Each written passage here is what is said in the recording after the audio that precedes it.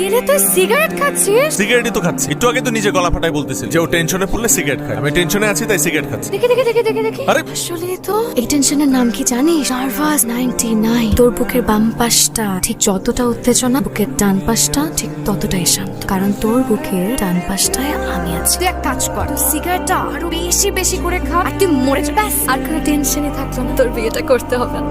তুই সিগারেটটা ফেলে দিলি, তারপরও তোর বিয়েটা করতে হবে, তাই না?